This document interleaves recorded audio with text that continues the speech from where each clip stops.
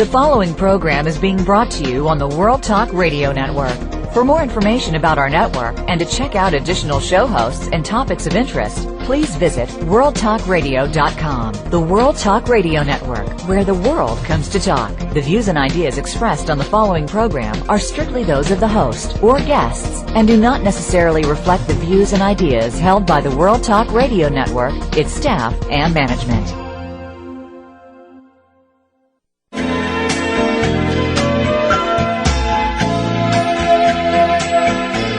You're listening to Star Style, Be the Star You Are, with hosts Cynthia Bryan and Heather Brittany. Be the Star You Are is a 501c3 nonprofit corporation to improve literacy and positive media. All contributions and donations are tax deductible. To comment on today's show, please call in toll-free at 1-866-613-1612. That's 1-866-613-1612. Or send an email to info@bethestaryouare.org.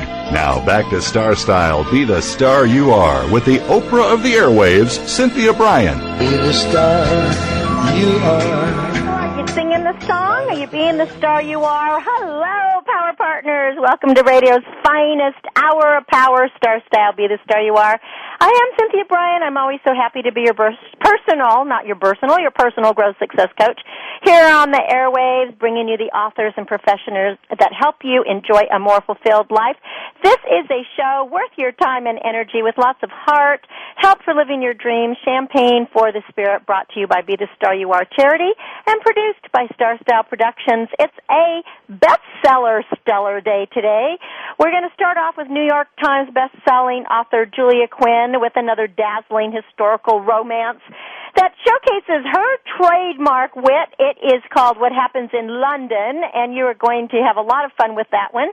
Following her is Jane Lowry-Christian, who is returning with Book 5 in the Quackless Duck series, The Adventures of Quackless, who prays for a new voice, goes to heaven and gets one. The journey continues.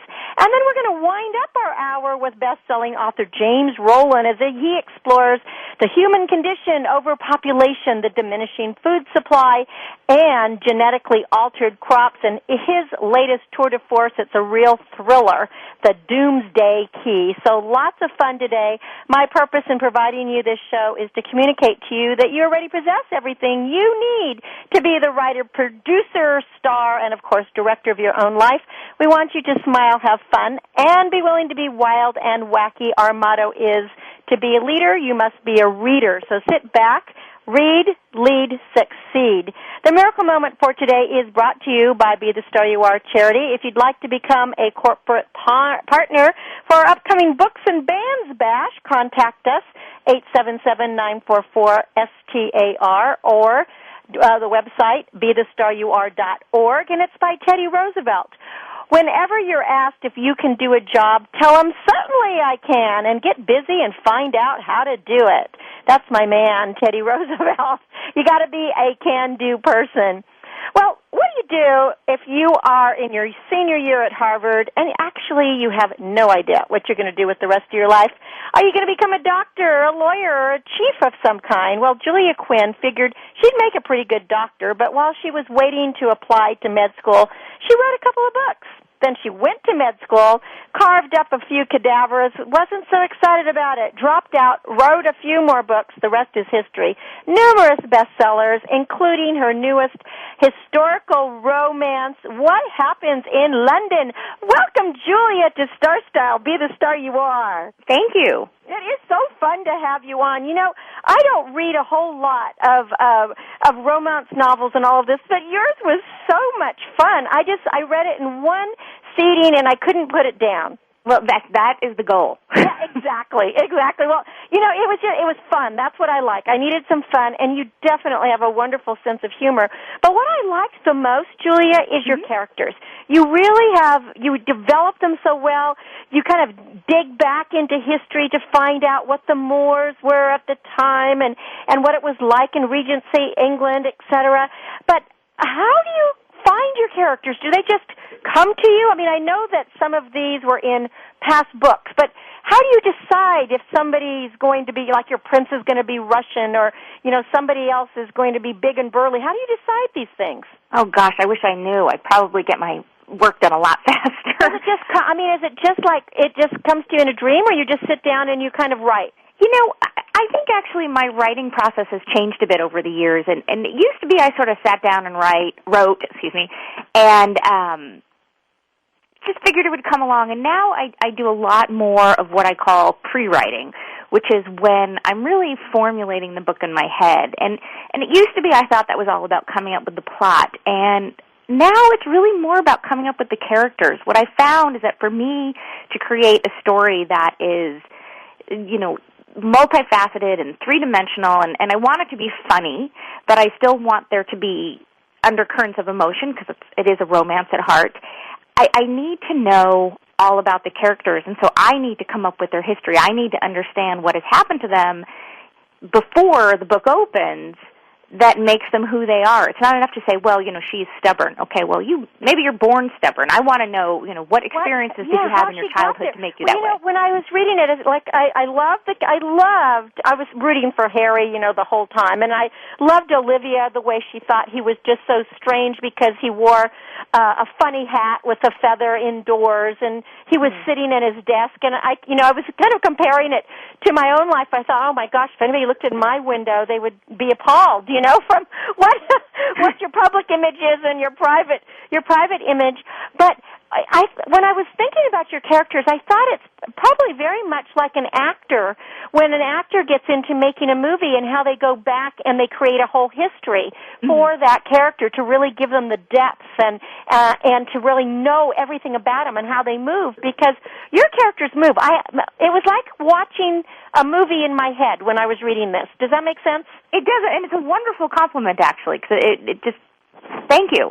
No, that's how I felt. I mean, I was like, I could see every character. I could actually, I come from the entertainment background, so I could really see how this would be a movie and what everybody would be doing and how the windows would look, how I could see her standing there in her nightdress and peeking through and him pretending not to see her. But it felt like you've done a lot of homework of really being there and getting into that moment and getting into each of the characters.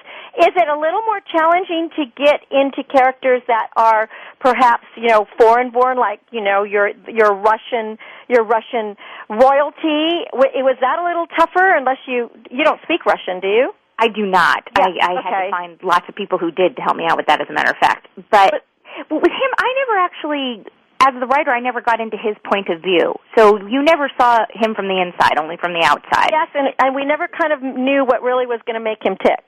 No, and I've toyed with the idea of thinking, what if he came back to be a hero, which would be tough because he wasn't always the nicest guy in this book. He kind of went back and forth. But with the main two characters, the hero and the heroine of any romance, those are the two characters I really explore. I write roughly half the book from each of their points of view, and that's where I need to get into them, and I need to know who they are and what their history is. And I found that if I'm writing and I'm struggling and for some reason things aren't pulling together, I've learned it's usually because I don't know them as well as I need to. Do you ever change characters midway, where you start writing a character and then you go, you know what, I'm not liking this character so much? No, usually by the time I'm that far along, I've figured out roughly what they need to be. I have changed characters like the way you described, but more in the pre-writing phase when I'm writing the outline and sort of doing the character studies. By the time I'm actually writing the book, hopefully that's not going to happen. If it does happen, I'm in really big trouble. Now, tell me something, because I found it so intriguing, your pre-story, your history, the fact that you were at Harvard and along with the rest of your friends, you didn't quite know what to do, and you were just kind of on a whim going to be a doctor and started writing. I mean, you were obviously meant to be a writer. You'd always loved reading, and so, it was like, I can do this. But you really went out and did it, and you just don't stop. I mean, it's like these ideas must be just bubbling up. You're kind of like a volcano that doesn't stop erupting. You've got more books and more books, and they're all bestsellers.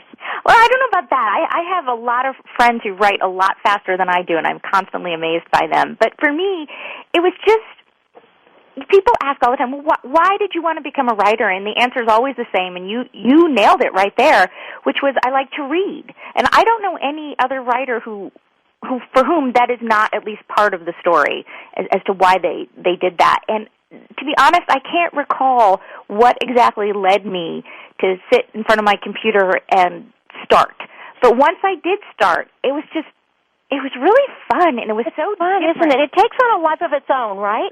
It does, and it was so different from any type of writing I had done before. Writing papers in college, and I had been a travel writer on Crete and Cyprus during college, but this was different, and I just kind of kept doing it. But while I was writing it, I always was writing with the intention to sell it. I've talked to people who said, I wrote a book just to see if I could do it. I never thought I'd try to get it published. And for me, I always wanted to get it published. And to this day, an integral part of the writing experience for me is having my words read by other people. I think that's I agree with you. I think that it's wonderful to write for yourself, but then you can just go ahead and write a journal or a blog.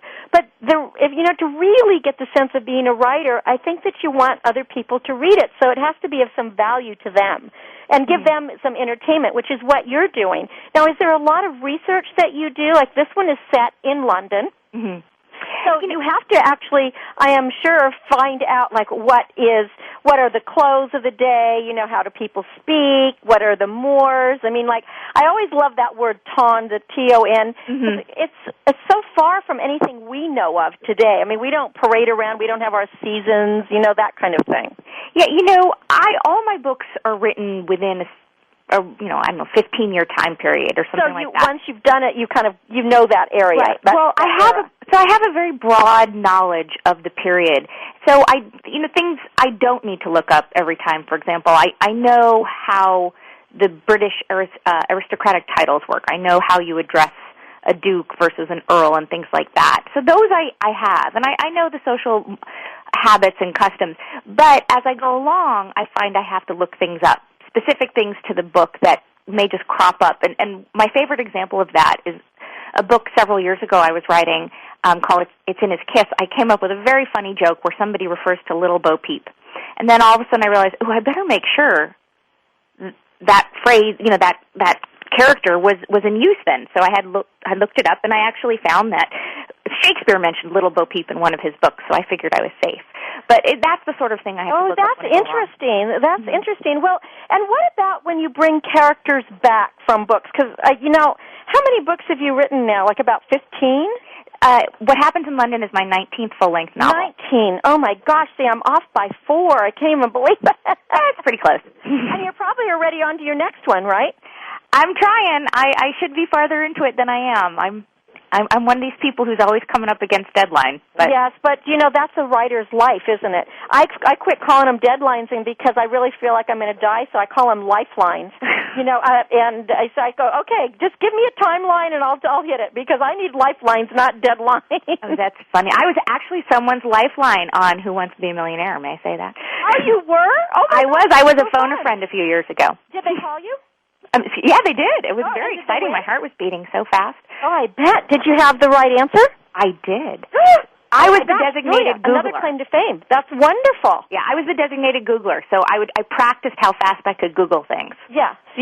So I think that's probably the secret to that, is you got to have somebody sitting by the computer immediately and get it done. Oh, yeah. There you go. That's pretty fun. Oh, yeah, I'm kind of a game show junkie. So. Yeah. Now, in this book, we're talking to Julia Quinn. She is a New York Times best-selling author. This book is What Happens in London, and her website is juliaquinn.com. She's so fun, and she's funny, and you can see that she loves writing. But did you have a favorite character in here? I mean, I thought Olivia and Harry from the get-go were meant for each other, and I would love to see this as well as, in a movie or a TV piece. I think it would be fun. But were any of them your favorites?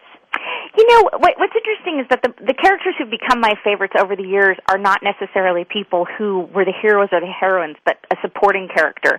So I have a character named Lady Danbury who has appeared in several books. Yeah, she's been in a few of yours, hasn't she? Mm-hmm. Yeah, she is, and she's just hysterical. I mean, I want to be her when I grow up. She says whatever she thinks, and she just doesn't feel the need to it. It's like what's in her heart's on her tongue.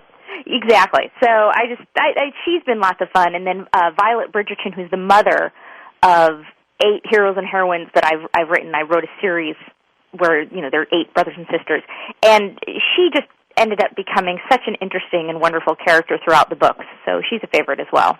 So that is really good, though. That you don't always have to have the star of the show be your favorite. Some of the other ones are actually probably a lot more fun to have. So what's the title, or can you share that, of your new one? You don't know yet. I'm not sure yet, to be honest with you. It's still kind of up in the air, but it will be about Sebastian, who is a supporting character in What Happens in London. Oh, good. So we're going to continue that. I wonder, though, if you might bring back our Russian guy, because he was rather an interesting character. I expected him to be so evil. I wanted to boo and hiss, but, you gave him some redeeming qualities in there. Well, I think, most bad guys are not 100% bad.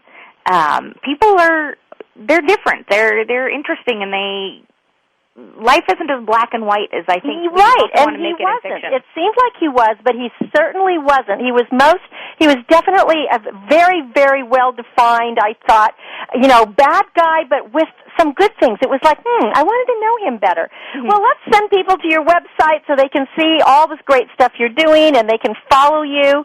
The name of this book is What Happens in London. Our author is Julia Quinn. You can tell how bubbly and upbeat and fun she is, and I just love that she just writes and writes and writes, and her website is juliaquinn.com. Do you just want to wrap it up for us, Julia? Give us a little final piece of What Happens in London? Oh, my gosh, I don't know.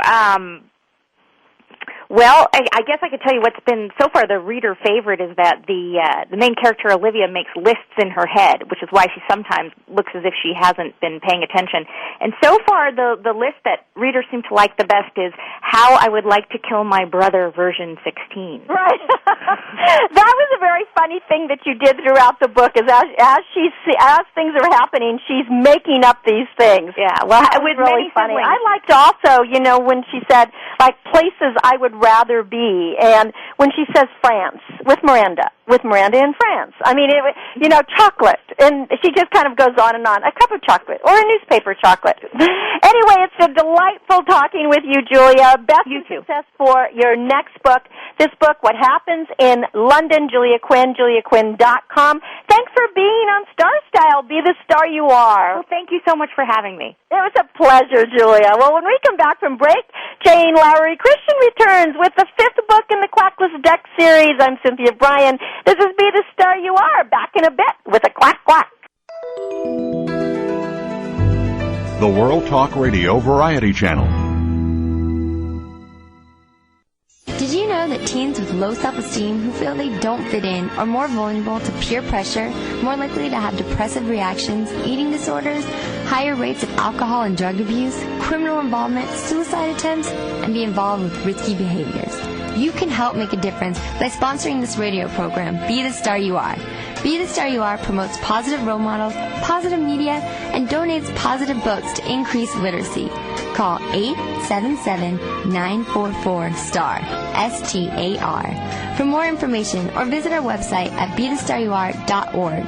Also, you can make a PayPal donation at www.BeTheStarYouAre.org. Thank you for helping our youth succeed.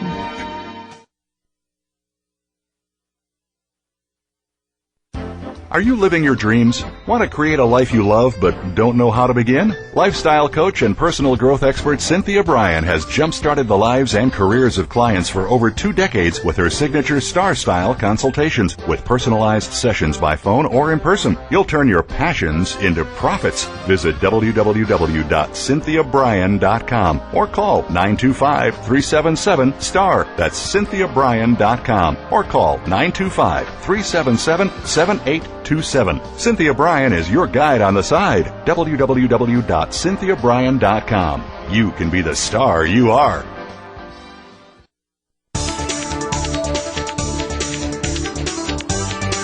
The World Talk Radio Variety Channel, where the world comes to talk.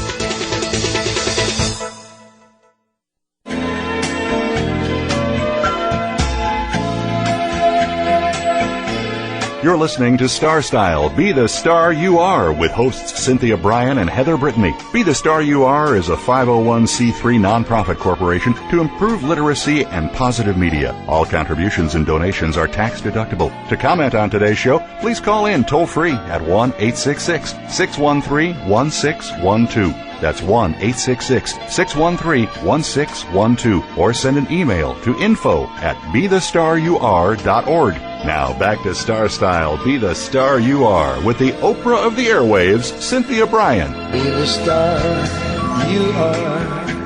Oh, what a wonderful day when we get to interact with you. Thanks for tuning in to Star Style, Be the Star You Are, where we bring you the exciting authors. Today we have our wonderful children's author and illustrator, Jane Lowry-Christian, back with us to share book number 5, as we promised you, in the Quackless Duck series. And Quackless Duck prays for a new voice and walks to heaven to find one. Welcome back, Jane. Well, thank you, Cynthia. I'm glad to be here. I'm so excited. You know, isn't it fun to come back on a regular basis and give us the updates on what's happening to our favorite duck, Quackless? Yes, you know, I'm not nervous anymore at all. Isn't it great? I mean, all of a sudden you start feeling like, hey, this is just the normal thing. Well, last time we spoke, Quackless had acquired a voice by his dream angel, but unfortunately it was the wrong voice for a duck. So why don't you just bring us a little bit up to speed, and then we're going to go into today's book that we're talking about, which is Quackless Duck Prays for a New Voice and Walks to Heaven to Find One. We have quite a few new characters in this book. Yes, Quackless meets the love of his life, and it saves his life because he could talk like a kitty cat, which this mother cat was going to eat him, and till she found out that he had a voice like hers. So she prayed up to him and took him home with her.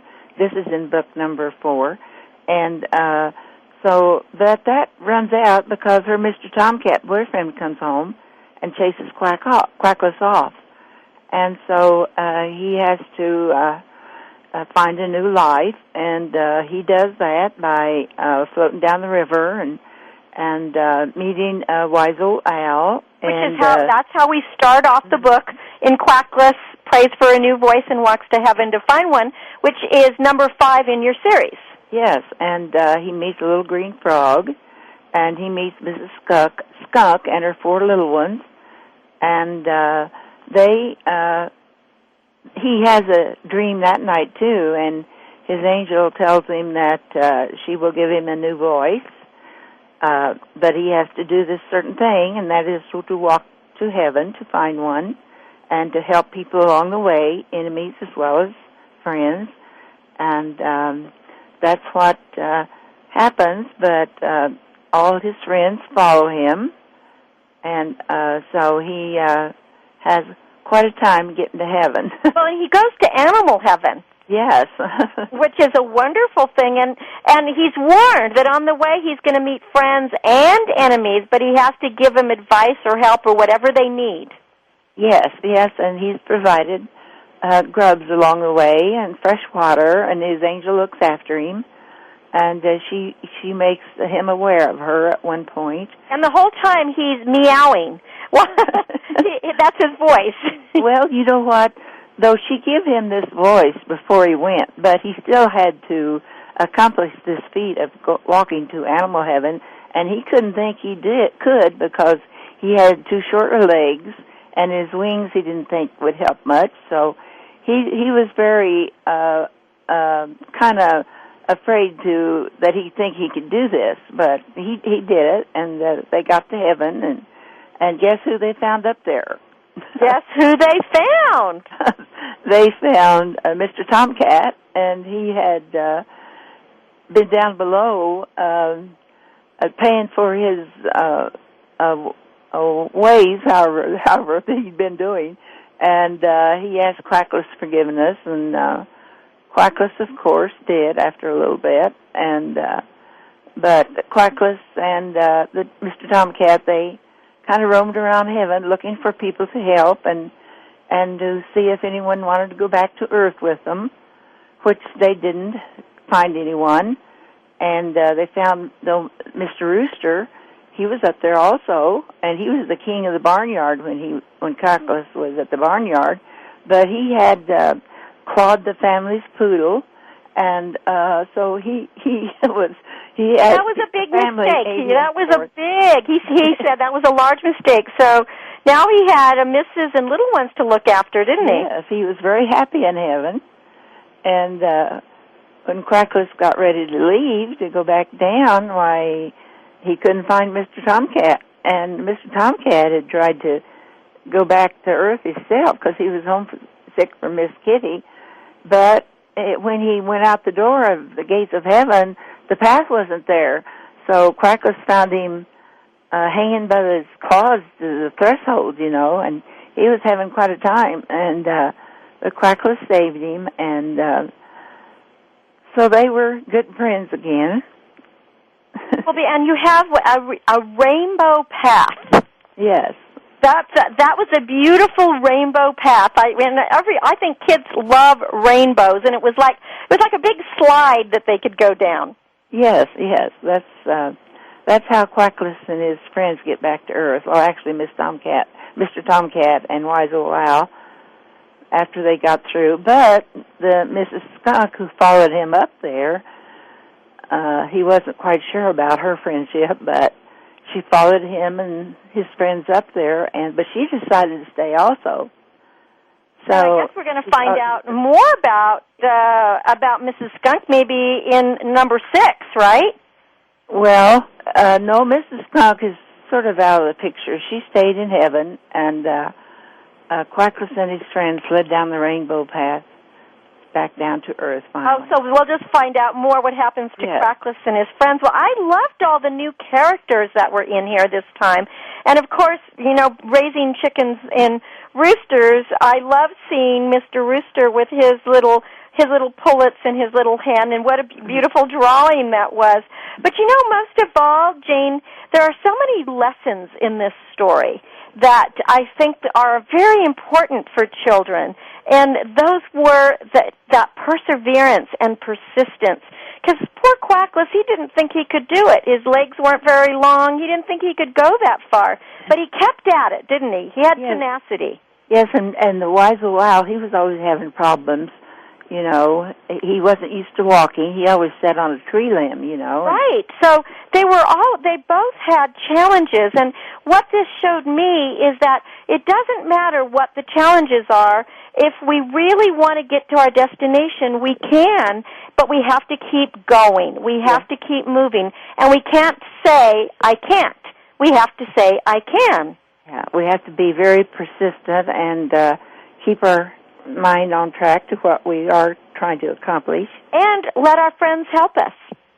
Yes, we need friends, and Quackless manages to have friends all along his adventures. And now Quackless has a voice more like a Muscovy duck. Yes. A little bit more, it's a duck sound now. Yeah, it's a low hissy. Muscovy ducks are very nice ducks to have. They don't make much noise, and I've talked to people who've had them, and they are just real comical to watch. Yes. Well, I have a mallard and I have a Muscovy, and they're both wonderful ducks. So, see, I have a Quackless. Yeah, and they don't quack very much. They just kind of have a very low hiss.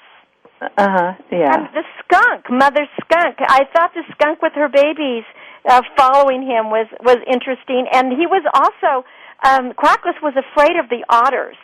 He was a little bit afraid, because he knew that the otters like fresh duck. Yes, yeah. He was swimming in the river, and he had to get where he was going. He didn't know how, but he was on the lookout for the otter family, and but he missed them. They come by after him and his friends already had bedded down for the night in a tree limb. And Quackless is very, very blessed. He's a lucky duck. He's a lucky duck. But again, I believe that Quackless is lucky because he reaches out. He reaches out to people in the to animals in the forest, and to other creatures that he meets along the way. And he seems to be a bit fearless, and he has learned to make friends. And he works with these friends, whether it's the owl or whether it's the cat. You know, he decides that he's going to get where he's going. And does he go back to heaven at all, or we don't know if he's going to go back in another book? No, the next one is number 6, and Quackless finds a barnyard again in number 6, which we'll have later, I suppose. But yes, we will. He is very fortunate that he gets back to the barnyard and with wise old owl and with his little tiny green frog that needed help because the wise old owl was going to eat this green frog. Yeah, right, because didn't wise old owl ate a lizard, a green lizard? Yeah.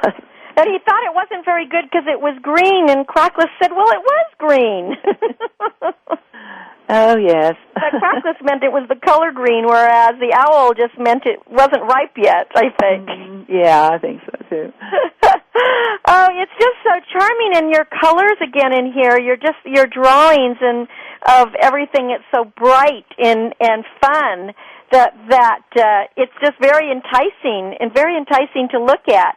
And again, the pictures on the cover where we have the skunk and the wise old owl and tomcat and, of course, Quackless, are these also photos from your from family, friends, or what? Well, no, I found these on the Internet, and I hope that this works out for me because sometimes people don't want you to use their photos, but I thought, well, they're printable. I could print the ones that Absolutely. Well, you know what, Jane? If you ever need pictures of other animals, if you decide in your book that you want to write like a potbelly pig or a goat or something, you email me and I'll send you pictures and you can use my pictures from my barnyard.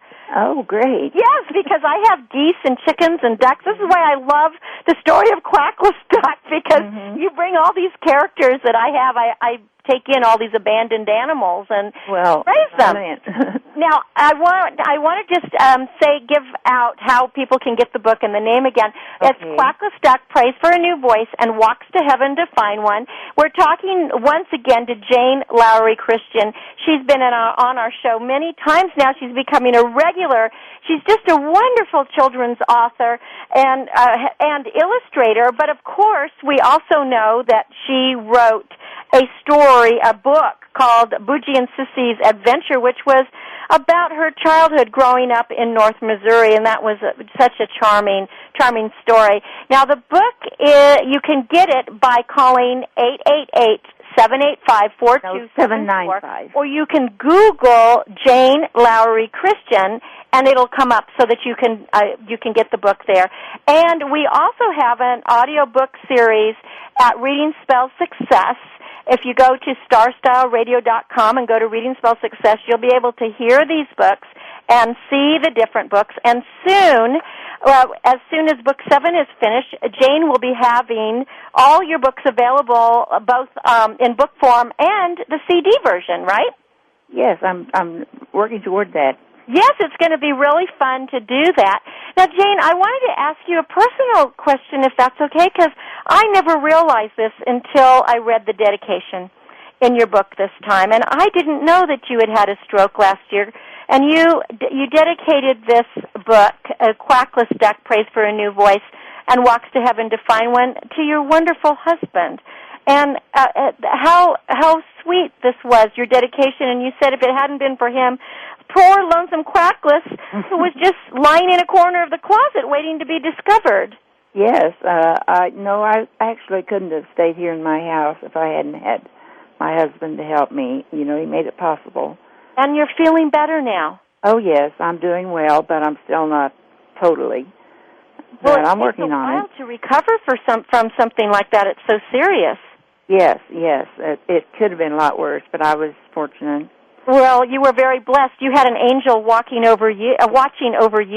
There was a lot of people praying for me. Yes, and I really believe in that power of prayer. Yes. Do you feel at all that because of knowing, when I read this dedication, what came to me is I thought, I wonder if Jane's writing with her ducks, of any of the things that you're writing about came to you because of this stroke that you had.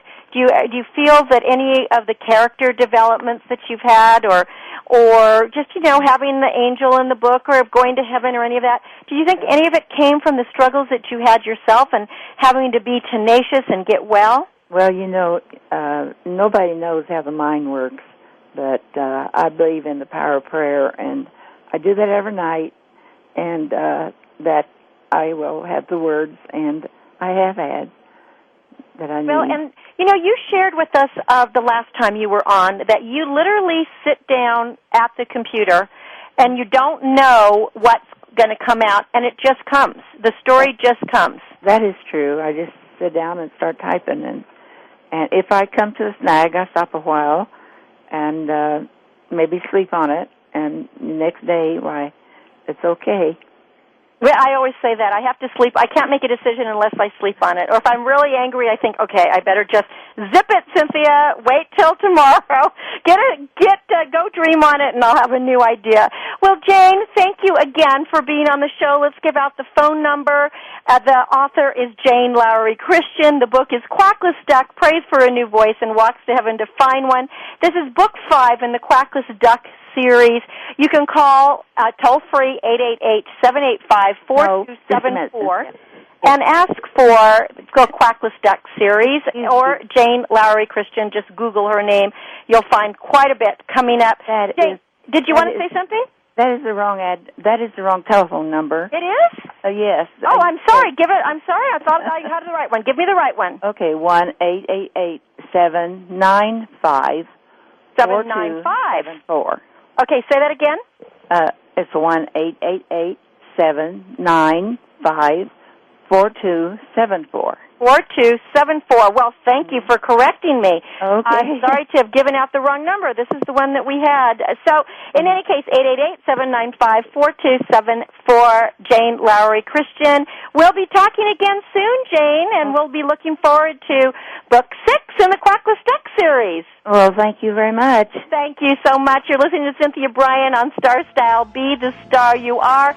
Best-selling author Rollins explores human overpopulation, diminishing food supply, and genetic modified crops. When we return from break, I'm Cynthia Bryan. This is Star Style. Be the Star You Are. Stay close. The Doomsday Key is coming. I'll be back in a minute.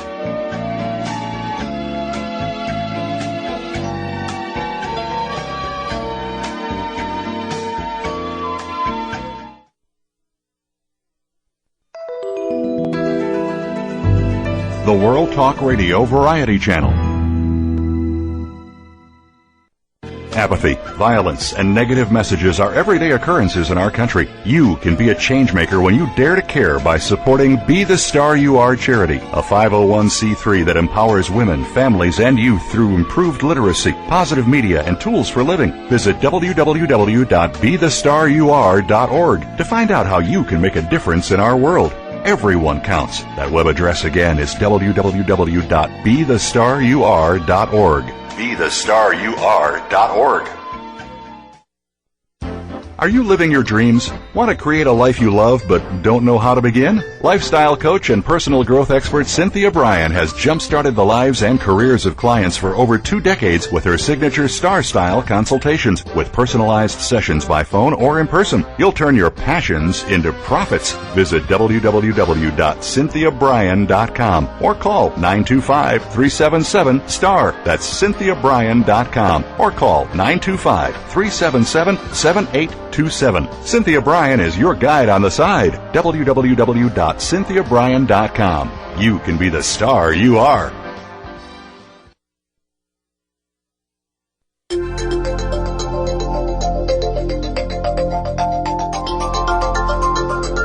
The World Talk Radio Variety Channel, where the world comes to listen and talk.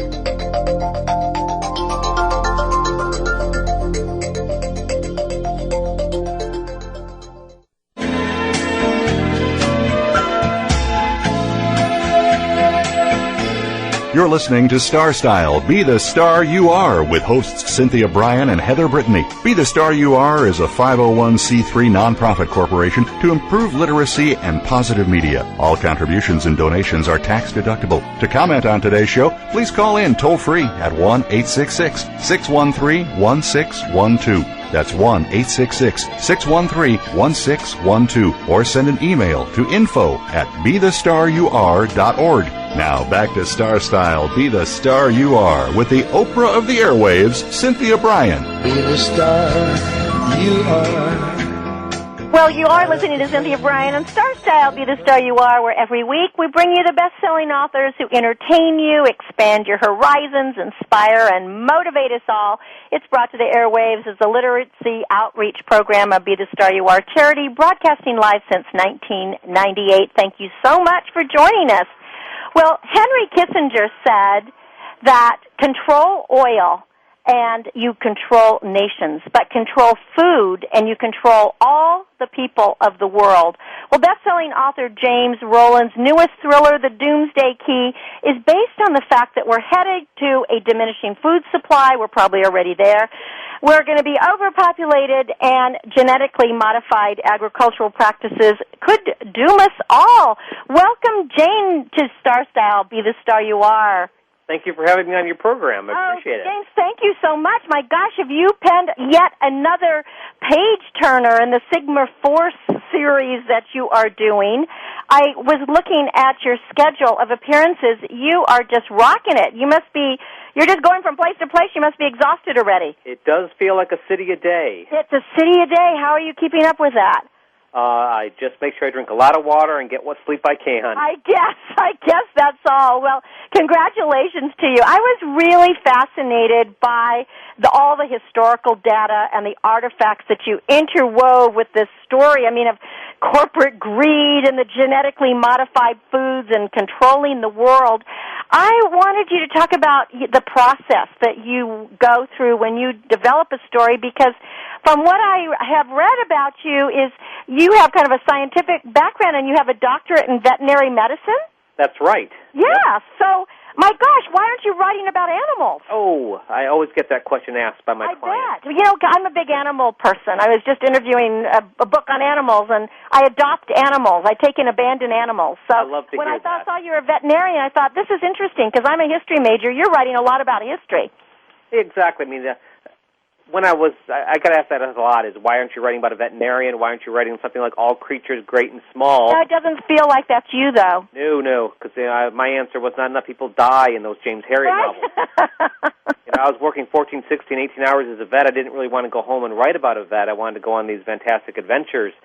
And, one of my passions also growing up was, I was that weird little kid in third grade. Instead of, out playing baseball or tag, I was out in the gravel pits of the driveway looking for fossils. I always sort of picture myself as sort of an armchair archaeologist. So, I had a real fascination with history also. And so I sort of combined the two in my books. You asked me about my process, and, I'm always looking for basically a historical mystery, a piece of history that ends in a question mark. And then I try to team that up with a bit of science that makes me go, what if? And then I just see if I can't find some way to connect those two together. Well, for me, this one was so fascinating because as a gardener, I'm very concerned about the bees, because they haven't been pollinating. And when I opened your book and you started with that paragraph about between 2006 and 2008, that 1/3 of all the honeybees in the U.S. and a lot of Europe and Canada had vanished. It was like, ooh, this is really interesting. Then you went into talking about all this historical information about England and Ireland going back to the Druids and the Celts and interweaving the Egyptians. But I had never read about the Doomsday book. Actually, I guess it was the Domesday, right? Exactly, that was and then, they began to talk about, they called it the Doomsday. What was this about wasted? Because I got to tell you, when you found those people in the bogs that had been preserved and they had mushrooms growing inside of them, I was so grossed out. It was like, oh my God, I could actually be eating something and grow mushrooms inside. Yuck. Exactly. I mean, I'm always, just playing with those fun things. Like Is that possible, by the way? Pardon me? Is that part possible? Yes, it is. Actually, it's based upon a real organism. Really? I maybe extrapolated it just a little bit more extreme for the book, but it's I always try to base my the wild conjectures in my novels with a little bit of fact.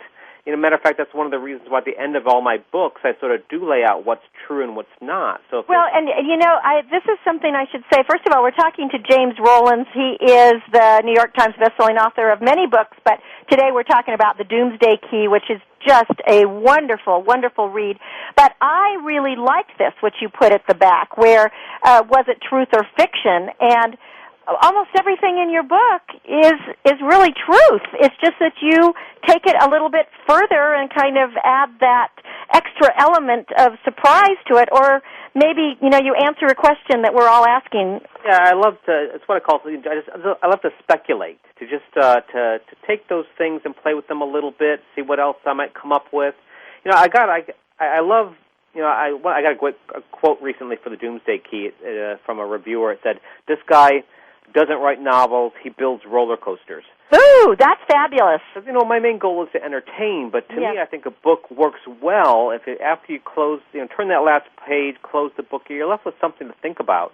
Because one of the greatest compliments I get as a writer is if somebody says, I really liked your book, but that part of the story really intrigued me. I read what was at the back of your novel. I followed up doing some research on that on my own.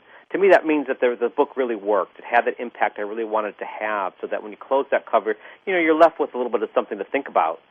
Well, again, and also I wanted to comment on your characters, who are extremely interesting characters, and the organizations that you talk about, like you say here, the Club of Rome is actually a real club. It's frightening to think that there are corporations out there that probably are doing exactly what is being done in your book. And you also said the seed place is for real too. That frightens me. Yeah, the Doomsday Vault, which is the seed vault that you're referring to, was opened in Norway in the year 2008. They built it under this vault underneath the mountain above the Arctic Circle, basically just anticipating that there might be a global calamity, whether man-made or natural, that wipes out our ecosystem, and the only way to rebuild it is to have a vault of seeds in which to repopulate the world. That's always scary. It makes me just, as a thriller writer, wonder, what do those Norwegians know that we don't know? Yeah, it was very scary. And to have this very wealthy CEO in your character of Ivar Carlson, you feel like he is really evil, but on the other hand, you know that he was trying to do something possibly that was going to save some people, but my gosh, he was killing so many other people. It was like, what kind of decisions was he making? But the fact that it's actually that you had this seed place, it's protected by polar bears, that was very interesting. Exactly. When I learned that fact, I figured I had to put that in a book. Oh, that was the greatest. I'd never read anything like that. It was, to have an attack by polar bears. That was pretty fascinating. Now, what about these that harkens back to my veterinary career. There's always animals that populate my novels. That there's a portion. I wanted to be a veterinarian since I was a young kid, and so even though I now write full time and only do a little bit of volunteer work with my veterinary degree, that passion still exists, and so those animals do creep into my writing. Oh, but how exciting to have a polar bear, and then to have your character Kowalski, who was such a comic relief, I thought, throughout the whole book. Like little teddy bears. It just didn't quite seem like this big burly guy would be a teddy bear kind of a guy. Very good juxtaposition. Now, when you were studying this, because this whole idea of the Black Madonna, this has been going around for years and years, and then you take it back to Egypt, and did you come up with this idea, or did you know that, like Tutankhamun's relics are going around? Where did that idea come from of intertwining that? Well, the history of the Black Madonna, what I explain in the novel is factual. They do believe that the iconic image of a dark-skinned Madonna traces back to more pagan roots, possibly even back to Egyptian mythology. And I love that about the way religion and mythology changes over time, where one religion or society sort of adopts it and merges. It's like they merge together, actually.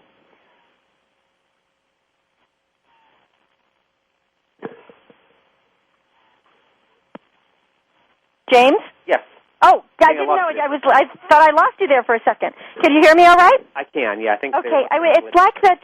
I found that it's as if the religion and the mythology have merged a lot. I mean, you talk a lot about the crosses in here, and then the pagan symbols and the Christian symbols, and how Christians would build on top of pagan sites. Exactly. I mean, they always seem to, and this is not just unique to the Catholic faith. It's been going on throughout history. When one dominant culture supersedes a subordinate culture, a lot of times they will take the imagery of that subordinate culture and sort of fold it into their own. The Romans did it. The Spanish, as they moved into South America, did it. It's sort of an ongoing process of trying to merge the new and the old. Do you travel quite a bit besides traveling on your book tours? Do you travel to a lot of these sites? Because I was very interested, I'm sure as many people are, the whole idea of Camelot and Avalon and all of that. But I never had been to this island before, and I think that I really got to go there now. You should. It's beautiful. And I do love to travel, and a lot of my travels end up in my books. But I seldom actually travel purely for research. I don't say, well, I'm going to set a book in Paris, so I'm going to fly out to France, run around Paris, and come back and write about it. I have a tendency just to love to travel, and I take a bunch of pictures, I journal when I travel, I talk to people and try to get sort of little tidbits from them, little pieces of stories and histories that might be unique to that area. And then I just bind them all up into a binder, and I put them on my shelf, and whenever my characters happen to roll past one of those sites, I pull it out, and I'm ready to go. The peats burning, the bogs in England and Ireland, you have this incredible scene where, like, the whole forest is on fire from underneath and it's falling into itself because of the peat burning. And I know when I was in Ireland, they burn peat as their fuel, but I never realized it could be so deep. Oh, yeah, there's been peat fires that have been burning for centuries. And they're basically fires that travel underneath the ground. Oftentimes when there is snow on the surface, there's fire below. And when I learned that, I just love that imagery of, running across a snowy landscape while beneath your feet is this raging inferno. I loved it, too. Now, is this one going to be made into a movie by any chance? This would make a super movie. Well, actually, most of my books have been optioned by Hollywood over the years. Nothing's ever gone forward to a full greenlit project. So basically a lot of nibbling, but no full bites yet. So we'll have to just wait and see. Maybe this one will be the one. I would enjoy that. Yeah, wouldn't that be fun? I think it would be so fun. Well, I want people to go to your website, too. Let me just give out that, and then we'll go back to the book. It's jamesrollin.com, and what a great website this is. You can see a video with him there, look at all his books, find out what he's doing. It's a very action-packed website. The name of the book we're talking about today is The Doomsday Key, and our author is James Rollins, Rollins. Probably don't need to spell it. You all know already.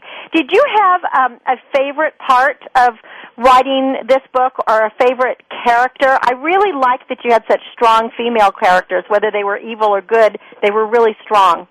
I love having, a lot of the adventure fiction, especially sort of these action-adventure types of fiction. Always the women seem to play these sort of subordinate characters. They're the damsel in distress. Right. You don't have that at all. No. I wanted, full-blooded women in my stories. I think it just works so much better, both from a romantic standpoint, but also just in regards to, making the story come more alive. Probably one of my favorite characters is one of the female characters that appears in this book, and she has appeared in previous installments of the Sigma 4 series, and that's Seishan. She's a woman that has mixed loyalties. You don't quite know whether she's on your side or whether she's not. And she's a very conflicted character, and I just really enjoy writing her. She was, the entire book, I had no clue if she was good or bad. I kept going back and forth. Oh, she doesn't seem so bad. Oh, gosh, she's evil. Let her fall into the bog. Let her, don't help her, I was sometimes I'd be rooting for her, sometimes I wouldn't. And then, she definitely has a past that we don't see. We just see glimpses in this book. Exactly. I'm basically building her over the course of the series. She's going to play a very important role in the next couple of books, as I think you can probably well imagine. And so, yeah, I just love writing her. Yes, she's very, very fascinating. Now, your character of Krista, I'm not going to say I want people to read it, so I won't say what happens, but I was really surprised when we first meet her, because I just didn't expect that right away.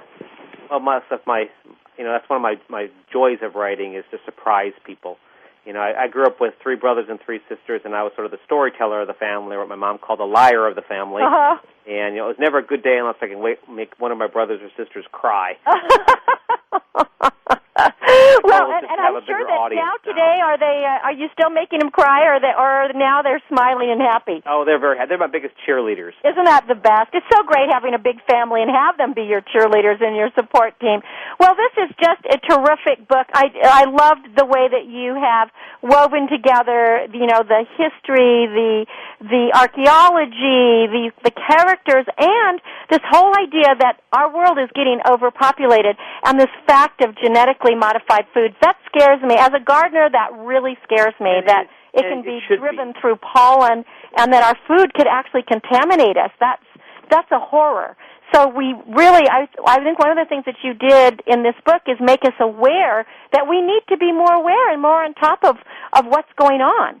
Yeah, I thought I was pretty well informed about this whole thing about genetically modified crops until I started doing research for this novel, and I really was surprised what's going on in the industry. For example, out of the 40 or so crops that were approved to be grown in the U.S. this past year, only 8 have published safety studies.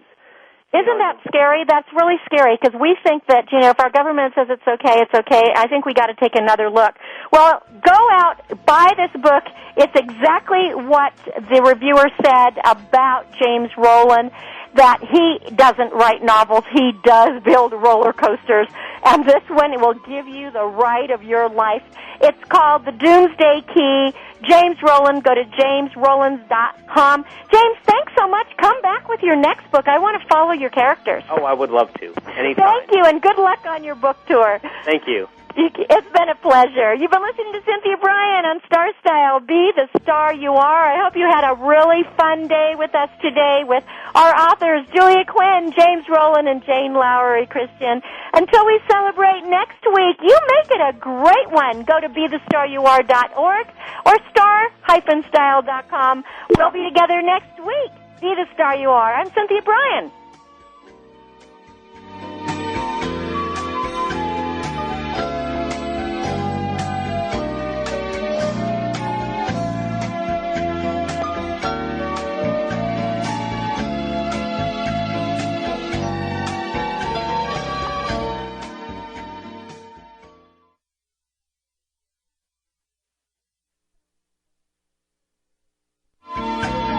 Thanks again for listening to Star Style, Be the Star You Are. For more information about Be the Star You Are Nonprofit Corporation, please visit BeTheStarYouAre.org. That's BeTheStarYouAre.org. Join Cynthia Bryan and Heather Brittany again next Thursday at